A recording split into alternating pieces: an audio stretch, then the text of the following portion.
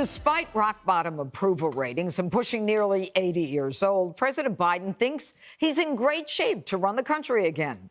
Biden is reportedly reassuring allies that he is ready to seek re-election in 2024. But it might be too little too late. There is apparently open panic among Democrats that Kamala Harris will take over the potential ticket.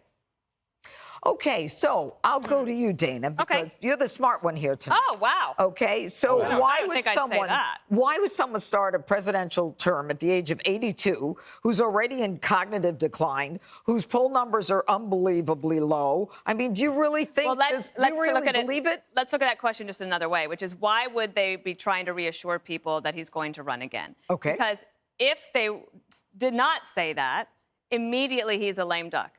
Immediately. And we're 3 years from a primary, okay? So we already see the most amazing food fight between Kamala Harris and Mayor Pete playing out right before our eyes. Like, I'm here for all of this. This is going to be happening. Another reason I think the Democrats are concerned is that the 2020 campaign was a very different one, right? This was Zoom from the basement campaign.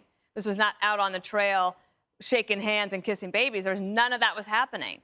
And that will not be the case in 2024. I think that they have to say that he's running because the alternative to them right now is really, really bad. You don't want to be a lame duck 10 months into your presidency. Well, you know, they say that if Biden doesn't run, there will be a bruising primary. Who do you think will be in this bruising primary? That is a great question. Now, I don't know if I can equal Dana's intelligent commentary.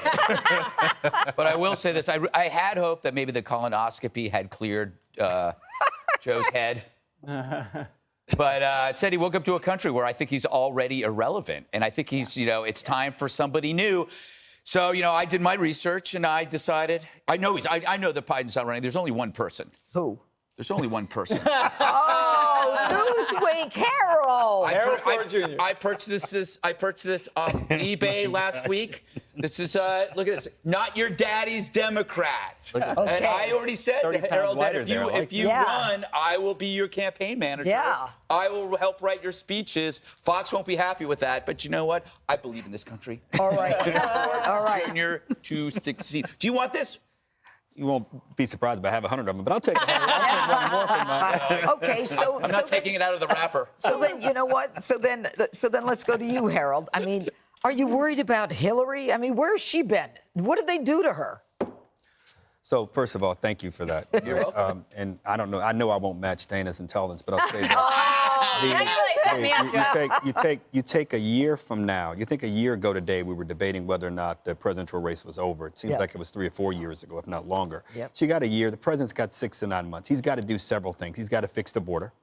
He's got to figure out how you tap this federal oil reserve, and at the same time, I think he should reverse the Keystone Pipeline decision.